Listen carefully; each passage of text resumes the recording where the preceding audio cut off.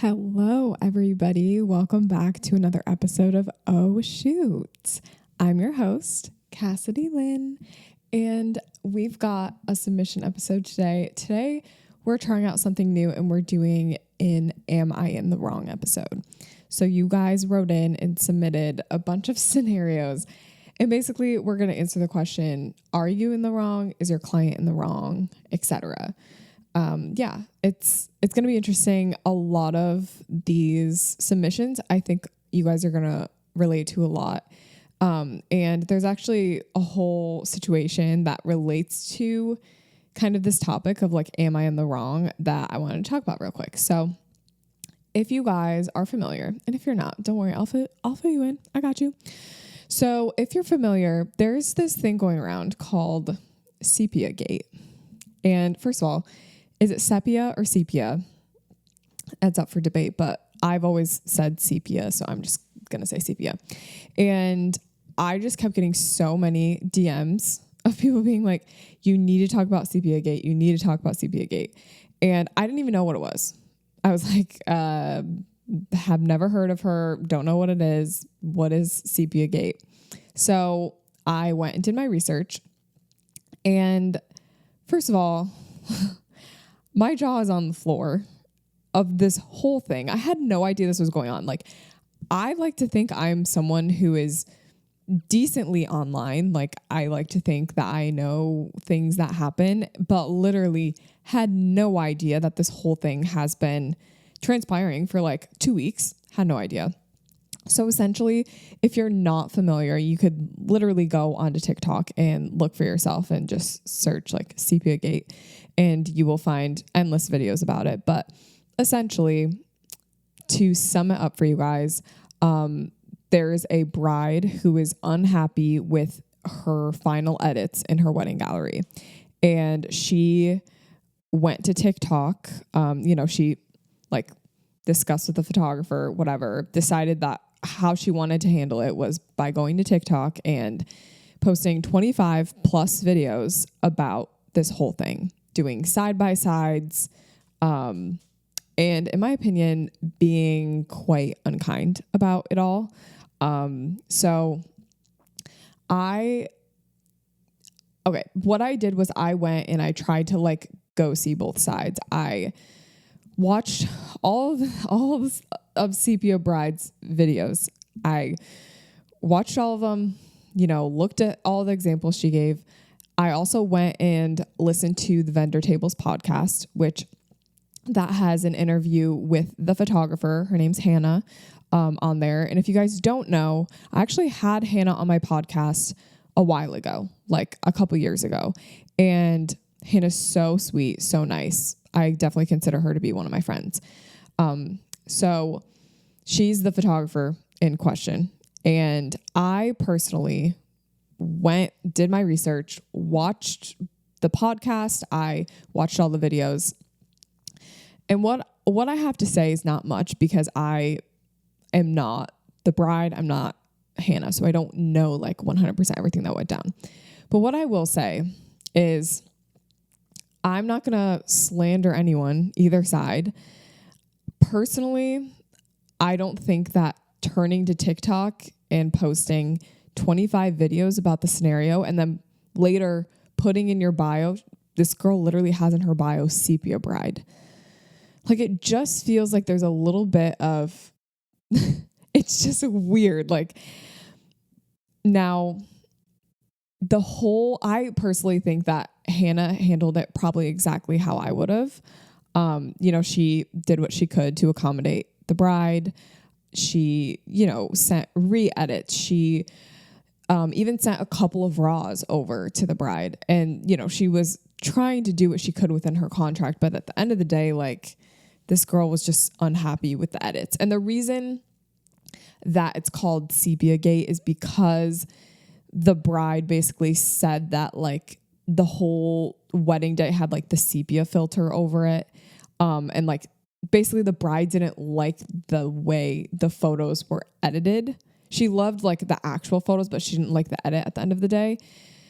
But to the photographer's defense, it is very clear that that is the photographer's style. If you go on her Instagram, you can literally see that's exactly how she would have edited any other gallery. So at the end of the day, it really was just the bride deciding that she preferred a different style than the photographer she had already booked and was trying to just like, do something about it. So what I'm going to say is I love my girl Hannah, and honestly, like she handled it exactly how I would have.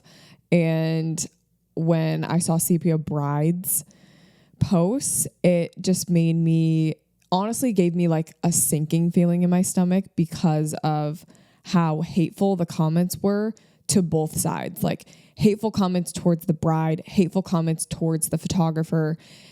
That just does not make you feel good. It gives you like this horrible pit in your stomach of like, this is every photographer's worst nightmare and it's coming true for someone. And that just really, really sucks.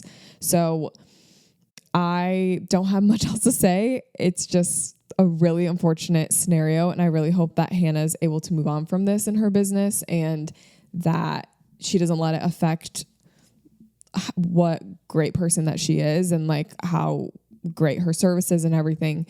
So yeah, that's what I have to say. We will always support photographers around here.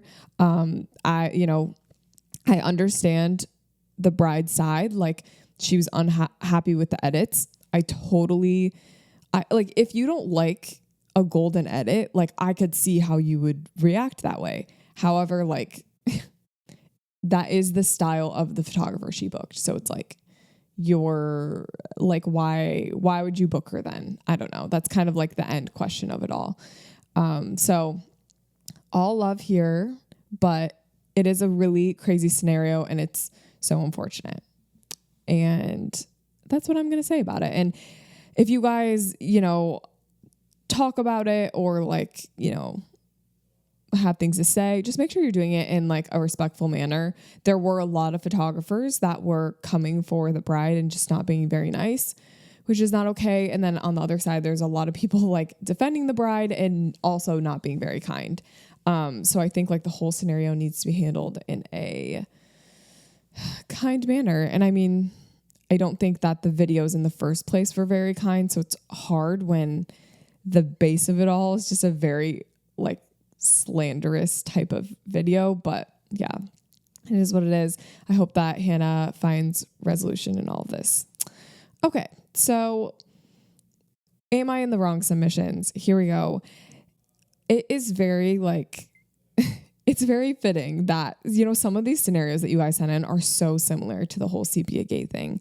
So we're just going to go through. I'm going to tell you like if you're in the wrong or not. I will say a lot of you are not in the wrong, which is funny. But some of you, we have some things to chat about, some practices to go over. Oh, and last thing I have to say about Sepia Gate. I know I literally have said like 4 times I'm going to stop talking about it. Hannah did say that she like did all the steps right. She did phone calls with the couple. She sent a full gallery, like all the things she thought she did correctly, but yet like this whole thing still happened to her. So something that she actually said on the Vendor Table podcast was just like, you could do everything right, but like at the end of the day, like sometimes these things just happen. And so like, there's not really like, like, I think the question was like, do you have any advice for someone who might go through something similar? And she literally was like, I don't really, because like I did everything that I possibly could. And then like this still happened. So anyway, here we go. So I'm a new photographer and I had someone inquire about shooting a wedding for them. This would have been my first solo wedding, so I was super excited. After messaging about the details of the day, they ghosted me for a few weeks after I told them my pricing, which is pretty low since I'm new and I'm desperate, so I wasn't expecting it to be a problem. Since I hadn't heard from them for 2 weeks, I thought they decided not to book with me. But then out of nowhere, they responded saying they were willing to pay that amount. We chatted back and forth about more details for the wedding, and when I realized I hadn't heard from them for a few days, and I realized I hadn't heard from them from them for a few days. The last message I had sent to them was basically me asking if they were 100% sure they wanted me to be their photographer. I eventually found out they had blocked me on Instagram. I thought for sure they weren't going to book with me after that, but then over a month later, they unblocked me and acted like nothing happened and said that they would love to have me as their photographer. At this point, their wedding was less than a month away. The whole situation felt kind of sketchy to me, and I decided to tell them I thought they didn't want to book with me, and now I was already booked with someone else that day, even though I wasn't. Am I in the wrong? I thought it was kind of hard to turn it down because I really wanted to shoot my first wedding, but it felt weird saying yes after all the ghosting. So this right here is what I like to call your gut reaction, your gut feeling. And I definitely don't think you're in the wrong for turning this down, saying that you were booked even though you're not, because this right here is what we like to call a red flag. Welcome to Red Flag Academy. When someone is so back and forth or just doesn't give you the communication that a normal person would, a normal, I get a couple of weeks. That's understandable, but they're talking about we've got a couple of months, and this is for booking. This isn't some in between communication where you're already booked, you have things figured out. This is we need to book a photographer. Why is there no urgency in that? So personally, I just think this is your gut telling you there's probably other things that are going to come if I do book this. You never know. Maybe the wedding was really bad for the other photographer they ended up booking. Maybe there was a reason that they didn't book you. Maybe they had booked someone else and then that person bailed because this client was giving them a lot of red flags. So these are all things to think about. But I definitely don't think you're in the wrong. And I think a lot of beginner photographers fall into a similar mindset where they feel guilty turning away work because they just don't have a lot to show. They need things in their portfolio. And I just want to give a little bit of encouragement to you guys, because it's there's a reason your gut is telling you not to take this booking. It's your intuition. And, this person probably saved themselves from a lot of just things that could have happened. Maybe dissatisfaction with the photos at the end. Maybe the actual wedding day was horrible. You just don't know. So if you're someone that's starting out and needs work, it's easy for me to sit here and say, take every single wedding that comes your way, every single shoot, no matter what, because you need it in your portfolio. But at the end of the day, because I've gotten past that point, if I were in your shoes, I probably would have done the same thing and felt that guilt. Don't feel guilty for turning away things that aren't a good fit. That's actually great business practice to start early on, because the sooner you can set that boundary, the happier you're going to be in your business, because you're making sure that you're vetting your clients and your couples. Okay, let's move on. Am I in the wrong? For some background, I'm a beginner 22-year-old photographer. I'm starting out with cheap prices since I'm not the most experienced and I want to build my clientele. A client reached out to me wanting photos taken of her 3 medically fragile children. I reached out and said, of course. Due to the circumstances and the July heat we've been having in the South, she wanted an indoor shoot, but said we couldn't use their house. With this request, I created a quote of $215. This covers my $150 hour session fee, plus the fee of a studio rental with a $50 discount. She said she would love to move forward. Jump forward to later that day, I realized the studio had gone up $30 in price, so I reached out to her to explain that the studio is going to add $30 more to her total. So that would bump it up to $245. This is where things got sticky. She responded saying that it was not right for me to make her pay for the rental since the rental was, quote, my idea, not hers. It was a little confusing due to the fact that she was okay with the fee I charged her until she realized it was to cover the rental fee. The rental fee cost was listed in my original quote, so this was not hidden from her at all to begin with.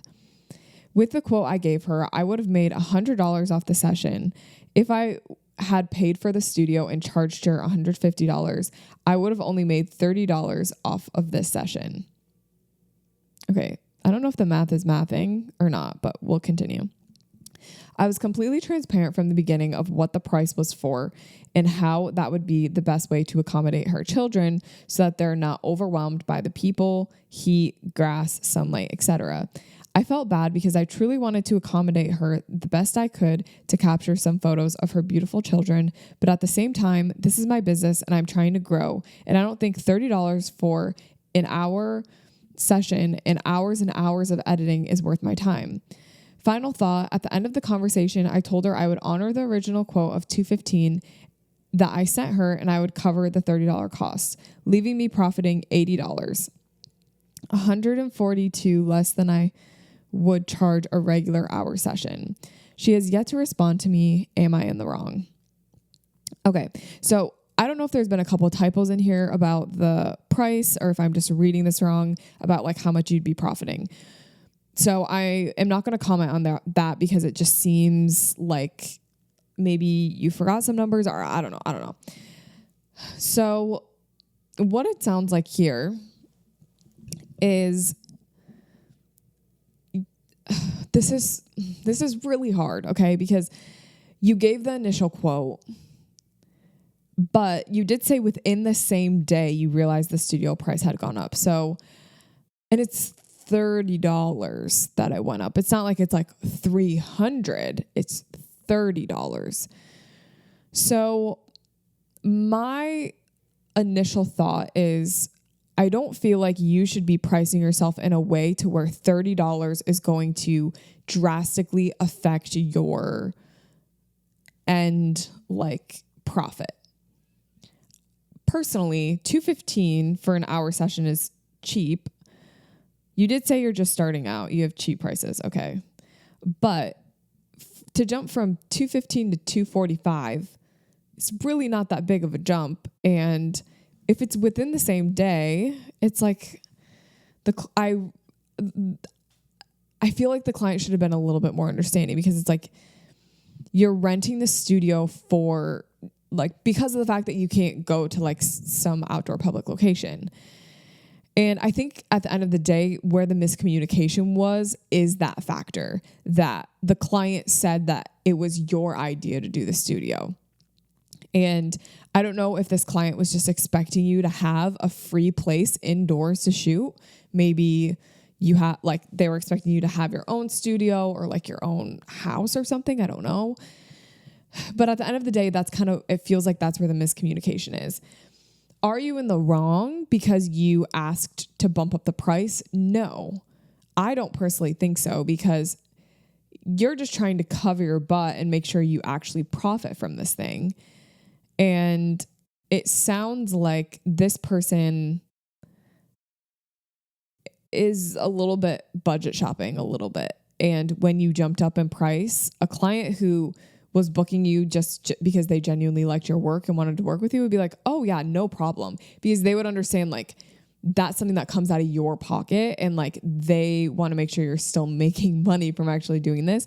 Whereas someone that is budget shopping and just looking for the best deal is going to be like, no, you agreed on this price and like, why are we jumping up?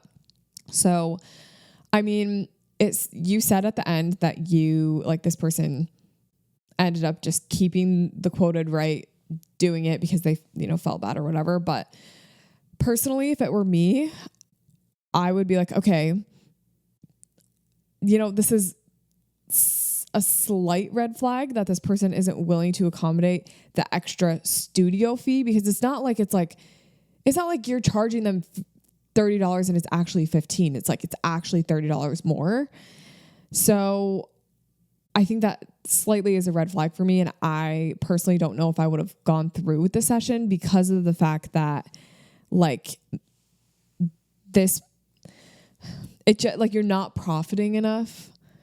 I don't know. So I I wouldn't say that you're necessarily in the wrong, but I would say in the future, make sure you really thoroughly do your research before jumping up on your quote, or make sure that your quote is like somewhat flexible and you communicate that. Like a great example would be like for travel, like travel can jump all over the place. So, making sure that that travel quote is flexible if maybe you're the one paying and they're just like, what is the word I'm looking for? Why can't I think of words today? Reimbursing, like if your client's just reimbursing you, like that's kind of something similar. Okay. Let's move on. I was visiting a foreign country with my wife and kid. I also got a new client around the same time that I was there. Long story short, this client was very needy and did not respect the boundaries that I had set, including my limited working hours.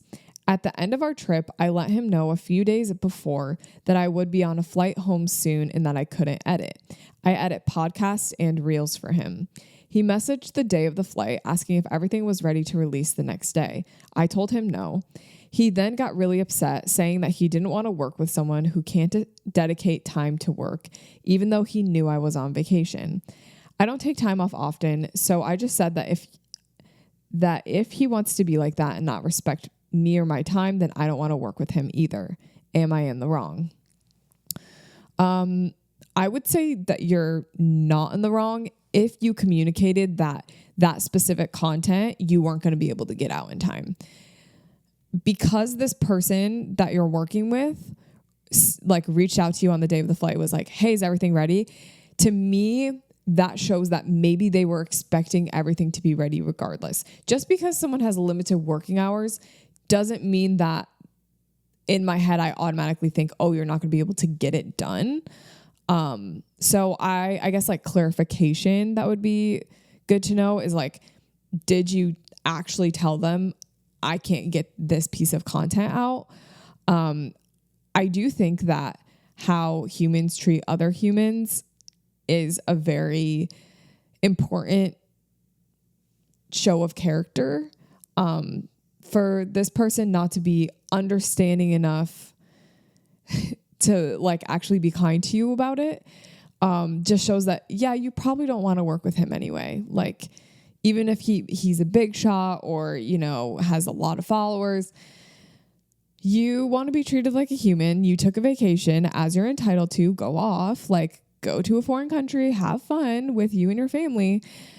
Like, yeah, sometimes I think that these scenarios happen for a reason. And, I don't think sometimes, I think all the times they happen for a reason, to teach you a lesson, to show you who to work with and not to work with. So yeah, I think that it's unfortunate, and I would love to know what that communication actually looked like. If you didn't communicate that content could be done, then I would say maybe you are slightly in the wrong. Just for not having the content done. You're not in the wrong for going on vacation or having limited hours. Because this person booked you during your limited hours, I don't think they got the full experience of what it's like to work with you, because they only got to experience you on vacation. So it's like, I almost feel like you guys should have started this whole thing when you were back from vacation, so they could have gotten like the actual experience of what it's like to work with you. But at the end of the day, this saved you probably down the road. If you wanted to take a vacation and you had started working with this person later, like this would have been similar, like a similar scenario would have come about. So, okay, on to the next. Hi, Cassidy. I do iPhone content creation. My contract states that I will be delivering raw iPhone footage from the event, and I will be providing 6 hours of coverage. The day of, everything went great, and the bride/family of the bride was super nice to me. The next day, after I delivered the raw footage, I got an email saying that the couple was very upset because there weren't a lot of iPhone photos delivered. Mind you, I always take photos as a courtesy, but it's not included in my package at all or stated anywhere that I will be delivering images. I explained to them that we discussed I was delivering raw footage. It was stated in our emails multiple times, and it was quite literally on the contract. Then they responded and said that the next time I should be more clear and say that I'm delivering raw video footage, because other content creators deliver photos too. Not everyone delivers photos, by the way. They also mentioned that I only said that I'm providing coverage for 6 hours, and that didn't state what the coverage was for. I'm just confused about that comment, because coverage simply means how long I would be present at the event. Am I in the wrong? Okay, boo-boo. I hate to say this to you, but I think you might be in the wrong. I'm sorry. I do. Because when I read through this, my first thought was, when you said raw footage, my first thought was photo and video.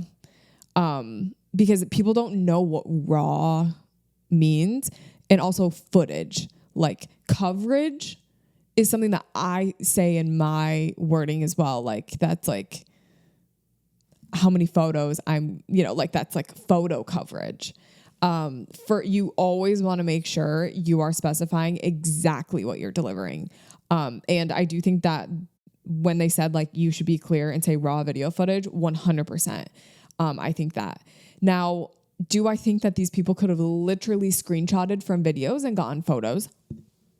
Yes. Oh my gosh, what a brilliant idea. So yes, they definitely could have, gotten their own way to get iPhone photos by quite literally screenshotting from videos. It is possible. It is not hard. However, I do think that stating exactly what you're going to deliver is really important. In your contract, like, literally have it say 20 iPhone raw videos delivered in MP4 format, like so specific, because you don't want any room for interpretation. As we've learned, even from Sepia Gate, we don't want any space, any wiggle room in that contract. We want it to be airtight. So one of the biggest things in a contract is making sure you're listing out exactly what your package includes. Like, how many videos are you delivering? Maybe even like how many videos from each area of the wedding, like 5 getting ready videos, 5 portrait videos, 5 wedding party videos. Like, maybe even break it down to that extent. Okay. Now, I don't know. It's hard because it's like, yeah, you didn't state anywhere that you were going to do photos. But yeah, I don't know. I just think when you say raw footage, that's confusing. Like, it's just like terms that you understand because you're in the industry, but other people don't quite understand it, because honestly, an iPhone content creator is very new in the industry as well. So like, that's just something that now you know. And I mean, it doesn't sound like they were asking for any of their money back or anything like that. So I definitely wouldn't give them anything back, because like, you delivered on what you were going to do. But now this is good feedback for you to add that into your contract, and just make sure when you're booking people that you make it clear it's just video. I might snap some photos occasionally, but it's not guaranteed. Okay. On to the next. Am I in the wrong if I don't want to book a wedding for a bride because the venue isn't cute? I'm talking event hall in the basement type vibes. No, you're not in the wrong, because you need to book things that are, ultimately going to help you grow your business. If you don't think that type of venue is going to help you grow your business, if that's not something that aligns with your business goals, then no, I don't think you're in the wrong. It's hard because sometimes when you start to get into these higher budget weddings, sometimes photography is the big money splurge, and like the rest of the event, the rest of the wedding is like more on a budget. And that's hard because a lot of the times people like these higher priced photographers because of all the detail and money that goes into some of these weddings, like at a venue in Europe with insane florals and, the dress is 20 grand. Like, obviously those photos are going to be beautiful. And I think it's hard. When you're like a higher end photographer, but some of the venue and some of those details are not higher end. And so you're not able to like capture it probably the way that they expect, because quite literally the setting does not look like other things you've captured. And so I think that's an argument that you can make. Like, the setting is not within my style, to the point where if you were to take photos in this basement hall, your client might be unhappy with how the photos turn out, not because of you, but because the lighting sucks and because the photos are dark or the skin tones are uneven or there's fluorescent lights and like you can't make the photos not look completely orange. Like, these are things that potentially could be a problem if you do end up booking it. It's not that, we're judging people for having lower budget weddings. You can have any type of wedding you want. It's your wedding. You do what you want. But as a photographer, we need to figure out, does this align with my style? And am I sure that this isn't going to bite me in the butt and someone's going to come back and dislike the photos, not because of anything that's within my doing, but because of the actual location that it took place at.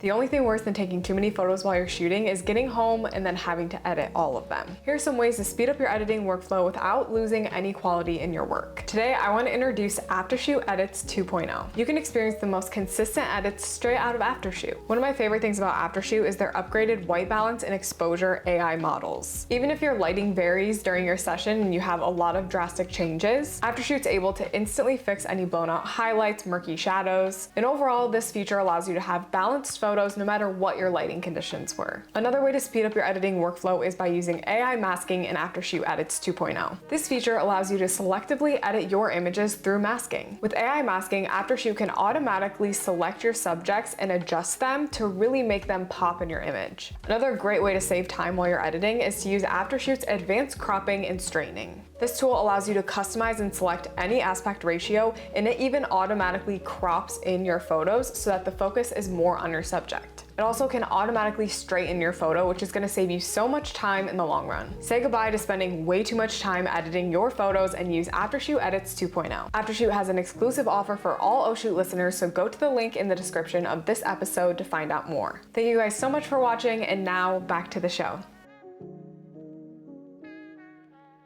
Okay. A few years ago, I had done a family session. After I delivered the photos, she messaged me that the photos were amazing, but she had a few requests. She wanted me to Photoshop everyone's hair to make it look fuller. Everyone was also wearing complete different colored shirts, and she had asked if I could change the colors to make them all match. I told her that I would have to charge her for the request, and she was not happy. Am I in the wrong for charging her extra? No, you're not. It is very standard to accommodate some requests. So if someone comes back to you and says, hey, this actually just happened to me. This is a great example. Hey, I noticed in the ceremony photos, I just feel like my eyes, there's a lot of shadows on my eyes. Could you just lighten those shadows, in those specific photos? I'm sure, happy to. It's not that many photos. And that's a valid request. That's very valid. You can't see your eyeballs. I get it. I'll do that for you. No charge. When it comes to things like altering an image, something that's beyond your normal discretion, that's when I think an extra charge is warranted. And that should be something that's in your contract too, guys. Your contract should state to the extent that you will take requests and edit. And then beyond that, there is going to be a retouching fee. And something hey, change the color of everyone's shirt. Well, you might be able to do that in Lightroom, but you also might have to take it over to Photoshop, which is going to take you much longer per image.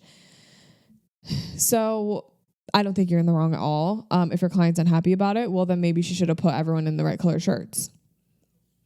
If she's unhappy about it, maybe you should have told her to buy some texturizing, volumizing hairspray. We're not responsible in post for the things you should have done in pre. That's all I got to say. That's all I got to say. Okay. That one made me mad. My client asked me for more wedding photos 5 months after receiving their final gallery. They said they wanted more options for Christmas card photos. I didn't send more. Am I in the wrong? No, you're not in the wrong. My contract states you have 30 days to let me know if there's anything. Otherwise, not my problem.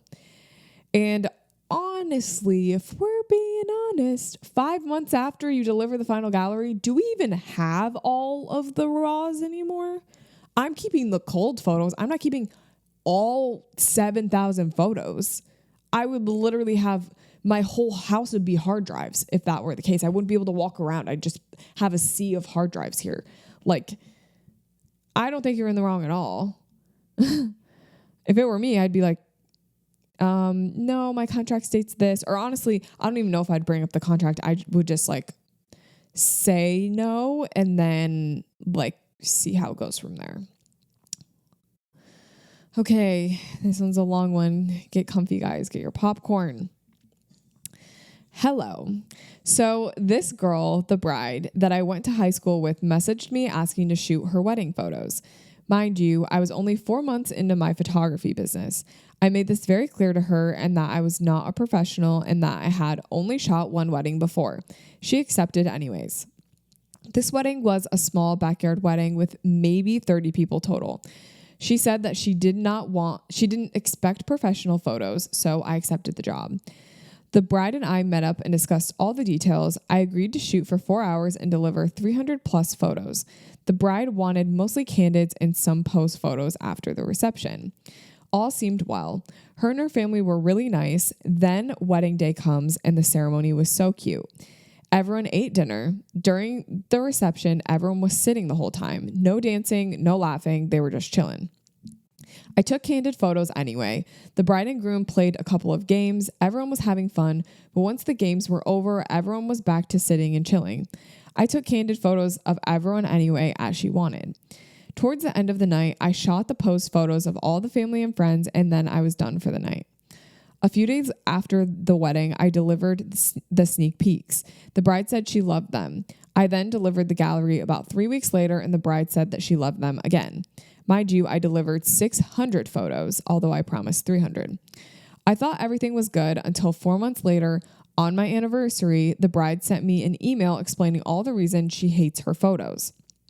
Some of the reasons are the guests have no emotions, everyone looks bored, the bride's legs were showing, and that I should have fixed her dress in the photos even though she chose the dress with a slit. So of course your leg is going to show. That she doesn't look good in the photos and that the photos are blurry and there's only about 30 photos that are usable from the whole gallery. I was so upset. I have the bride on Instagram. I was posting on my story late at night around 9 p.m. about my boyfriend and I on the road to take a weekend trip to Tahoe for our anniversary. The bride viewed my stories and just so happened to send that complaint email at 10 p.m. after viewing my stories. And the reason I'm upset is because she had months to tell me this, yet waited until my anniversary. I don't think that this was a coincidence. Her reasonings for the complaint were not professional, nor was it my fault that she had a boring wedding. So I did not offer to fix the photos. I offered her a 25% refund. She asked for 50%, so I told her I would send it when I could. I sent the 50% refund 4 months later and then deleted her off of my social media accounts. Am I in the wrong? Okay. The complaints being everyone looks bored. Tell me how that's my problem. How is it my problem that I couldn't find anyone smiling at your wedding? And you know, I hate to say it, but I just feel like this is a common thing within these like beginning weddings, the first couple of weddings that you get. It's just like one of those things where like someone that's willing to hire someone that doesn't have a bunch of experience, like they also do not realize that, you know, maybe things might not be exactly how they're going to expect. And although they might voice to you, oh yeah, I totally don't expect professional photos, as this person did, like they just don't know what they expect. And clearly they don't know that like it's not your fault that their dress has a slit. So to be honest, you are so nice for refunding 20%, 25%. You're nice for refunding 50%. Because if it were me, I would be like, hey, I'm sorry, but like the things you listed are not my fault. And if someone's coming to you being like, the photos are blurry, oh wait, that's on you. And that's something that maybe I'd refund for, but like not if it's like they're not actually blurry. You know what I mean? So, I mean, ultimately, I don't think you're in the wrong. Did you refund just to kind of get them off your back? Probably. And sometimes that just feels like the only solution because like you just think, okay, what's the worst case scenario? If I don't refund them, maybe they take it to social media and ruin my business before it even got started. So maybe you dodge that bullet. No, I don't think you're in the wrong. I don't think you did anything wrong. I think you made it very clear that like you are starting out. The photos might not be top tier, but like they knew that. And this is a great scenario of like, you need to type these things out. Like if someone is saying like, yeah, we're totally fine with the photos not being top tier professional, get that in writing because you can't prove that if it was on a phone call. You can't prove that later if something were to happen and they were to like actually take you to court or something crazy like that. Okay. Here we go. We've got a couple more. Yeah, I'm going to try to fly through these. You guys know me. I can't help but yap about these. Like I am always like, oh, we can do 10. No, I literally need 3. Am I in the wrong? I banned a former client for multiple reasons. First red flag was a no-show. Gave me a BS story that she was in a hospital, so obviously I felt for her story and let it slide. Second red flag, she booked again for holiday minis. Took her about a week to pay the retainer. After her gallery was delivered, she added filters onto my work when she posted on social media. The third red flag, she booked again, and after a week of me chasing her down to sign the contract and pay the retainer for this new session, I contacted her by email, text, social media, and she would leave me on red. So the day I canceled her booking, she posted she was in the hospital, supposedly. So I blocked her and banned her. Am I in the wrong? I mean, no, I don't think you're in the wrong for refusing service to someone because they don't meet your, like your requirements of this has to be paid within a certain amount of time. Like you have to show up to get your photos done. Like these are all baseline requirements. So no, I don't think you're in the wrong. Yeah, I do always like wonder like, oh, it's a BS story that they're in the hospital, but it always makes me wonder like, maybe they're actually in the hospital. I don't know. Like, I'm sure in this case, like they probably weren't, but like, you just never know. So I mean, I think blocking and banning is a bit intense, but I would definitely like make a note around this client and, you know, if they do reach out again, like make it very clear, like what the expectations are and very clear that like you do not get your money back. Like you don't get your money back if you don't show up, you don't get your money back. If you don't sign, you don't get your money back. Like if you decide to go to the hospital again, you don't get your money back. That's probably what I would do. Okay, this one's like kind of similar to the last one, so I kind of grouped it together. Am I in the wrong for turning down clients? I often turn down inquiries because I don't like the way the potential client communicates. I aim to avoid a problem before it presents itself. I will politely turn down clients and provide them with other recommendations if they do any of the following before they book. 1, take more than a day or so to respond. 2, want to shoot anytime except sunrise or sunset. 3, request I Photoshop. 4, request RAWs. 5, or I just get the vibe that they're going to be picky or rude. After they book, I sometimes still return their deposit and give them different recommendations if they do any of the previous or don't sign the contract and pay their deposit within 24 hours. Am I in the wrong? Should I be more lenient? I'm just thinking from like my personal perspective. I am not like the greatest with emails. And like, I definitely take more than a day to respond for sure. And like, if I'm booking, like, let's say I'm hiring someone to clean my house and they like, I had someone literally send me a contract to clean my house because it was like a full house cleaning and I didn't sign it for, I think 2 or 3 days. and that was fine. And it worked out, and I'm not a bad client, I think. So, I mean, should you be a little more lenient? I would say yes. I want to add on top of that one of those things is not necessarily bad. Like, taking 3 days to sign a contract instead of 1. Like that's understandable. Like things happen. If they're doing like all of your red flags, like if it's all of them, definitely that would be like a reason to not want to work with someone.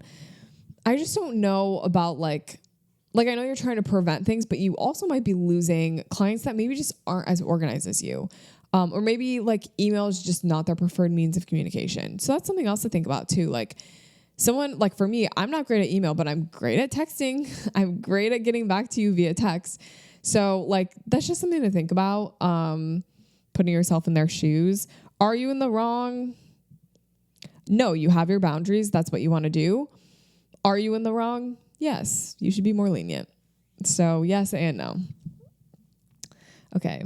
Hi, Cassidy. I love your podcast. I'm Diego, a 19-year-old and beginner Brazilian photographer who lives in Pittsburgh.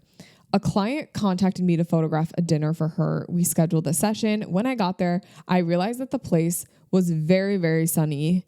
Even so, I took the photos and I did what I could. But the client said she didn't want any sun in the photos. And I explained that at that time and place, the sun was very strong. She was a little angry and I followed with the photos. For me, the photos were good, but I felt like I just disappointed her. Am I in the wrong? You are not a magician. The sun was present point blank. Like if that's where she wanted to do it and like is she delusional? Like you can't, if the sun is present, you cannot get rid of the sun. Like, yeah, you're not in the wrong at all. That's all I have to say. That enrages me, truly.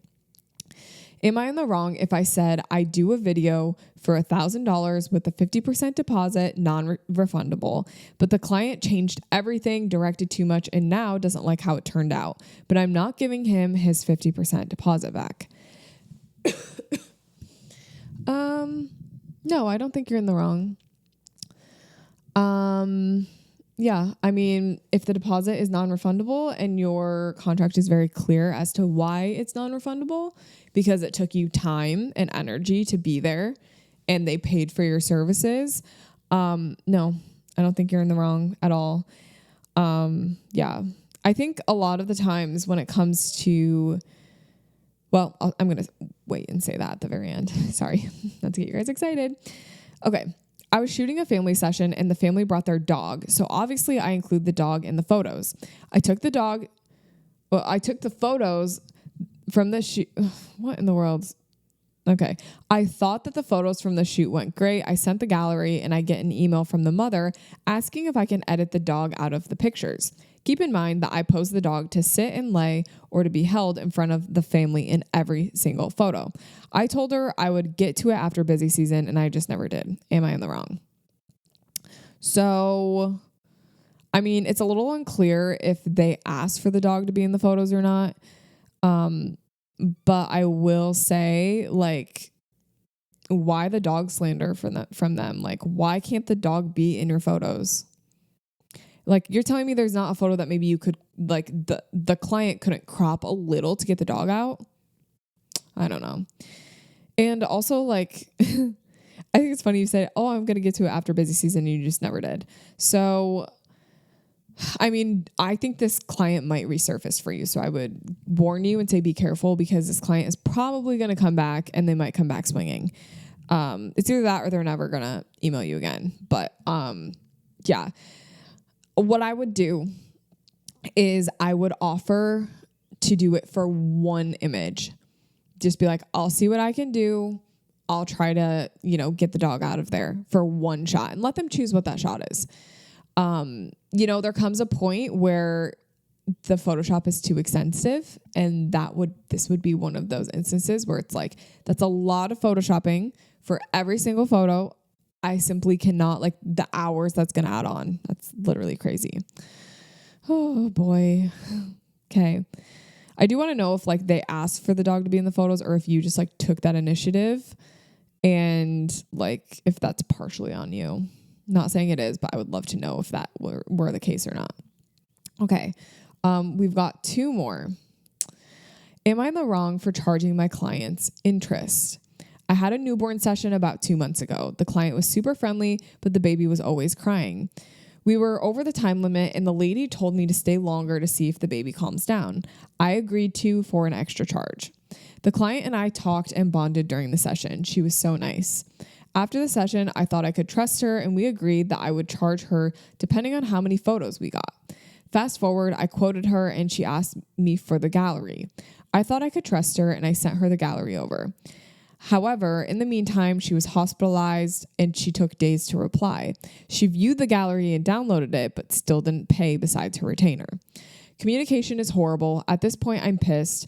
I told her each day that passes, I will charge her extra. She takes a week to reply. Then she replies and says that her husband will pay. It's been 2 months now. She finally gets back to me and gives me her husband's number. She says that she's in Dubai.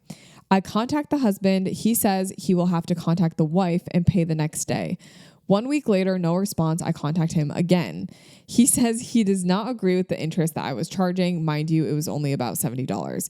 Now he's complaining about the interest. I'm saying he's been through so much, that I should have more patience with them, so on and so forth, being disrespectful towards me. But I have been nothing but patient. Well, we finally come to an amount where he agrees to pay not the full amount, but part of it. It's now 2 days later. I'm even more pissed, but now I'm starting to doubt that I was right in charging interest. Okay. Are you in the wrong for charging interest? No. Should you go to small claims court? Yes. So this is something that I think I don't want to like put words in his mouth, but I have like someone that's close to me that's a lawyer. And, he literally has said to me a few times that small claims court is for small businesses to be able to make sure that they get paid what they, are supposed to get paid. It's representation and it's the ability for people to get things handled without having to just go to that person. It's like going outside of it to make sure that stuff gets paid. So do I think you're ever going to get this money? No, I do not. That's why if it really means that much to you, if it's enough that you're like, it's worth potentially paying for a lawyer, I would definitely take them to small claims court because people cannot continue to get away with this, not paying for services that were given to them. Not given to them, that they said they would pay for. That is just not okay. So yeah, I think you should charge interest. I mean, if it's not in your contract though, that's where it gets tricky because like you can't charge interest if it's not in your contract. Like it's just, so that is something to think about, but hey, I'm telling you, you got leverage. You've got things you could go to small claims court. I mean, potentially it could be bad that you already sent the gallery over. Like, I don't know if that's going to be held against you, but I don't know. Okay. Last one. This one's also a long one, but this one's so interesting. Okay. I booked a wedding with acquaintances from high school. It was supposed to be in Costa Rica. They knew I was a beginner and the agreement was in exchange for travel and stay. I would shoot the wedding for free. This was super early in my wedding career too. I didn't know about booking hotels and things like that. The couple volunteered to do it and I agreed since it was at the resort and they had room packages. I had expressed concern about traveling alone and they said I could bring someone if they paid for themselves. And I asked for an estimate on the price that I was to expect and was told it was about $1,200 for a flight and room at the resort. I then had started to hear horror stories about photographers getting their gear taken and arrested for working in another country without a visa. By the time I learned of this, it was 4 months before the wedding and I wouldn't be able to get a visa in time. I expressed concern they reached out to the resort and asked, and the resort didn't seem very concerned. Since we were acquaintances, I just agreed to still come, and my mom and I decided to stay 2 extra days, more than the original few days for the wedding, just because we wanted to enjoy the trip and not just work. I told the couple I'd pay for my extra days and they would only pay for the original days planned for me. I'm constantly reaching out wanting to get the hotel and flight booked, always being told that they're going to do it in X amount of weeks. Finally, 3 months before the wedding, they start booking the flights. They want to put me on the cheapest flight, which has 2 stops and it's almost 15 hours of flying, when the nonstop flight is only 6 hours. I told them I didn't want to fly for that long, and also I'd need a carry-on because of my camera stuff. Then they started asking me to pay for my bag. When I declined, since I'm shooting the wedding for free, they asked if I would contribute money to my flight because it's more than they expected. It's also more than my mom expected, and at this point, she doesn't even want to go. And I'm having a bad feeling. Between travel concerns and their monetary concerns, and them bringing up to me several times that there's already a resort photographer / videographer included in their package, I decided to tell them it would be best if we didn't move forward. They were pissed. I had already given them $300 for the room deposit, and they didn't give it back because they said they couldn't get it back. Their friends started leaving me bad reviews all over Google, most eventually taking them down after I reported them. I had a beautiful free engagement session I asked them to model for me a few weeks before that I didn't end up editing because I was about to deliver them after the reviews, but they were so good. Rented a vintage car and all. Am I horrible for this? In the future, I know to book my own travel and flight and add that into the cost, but is this all my fault? Honey, this is not your fault. In fact, the fact that you would even ask that this is your fault is beyond me. So you agreed to do it for free. Now, it's like, you gave them your word, said you were going to do it. I would be pissed if I were the client. However, the client is asking you to cover additional travel costs because they're not willing to put you on a good flight. And the flight that they want to put you on is going to be miserable. And it's like back to the whole thing, humans treating others like humans.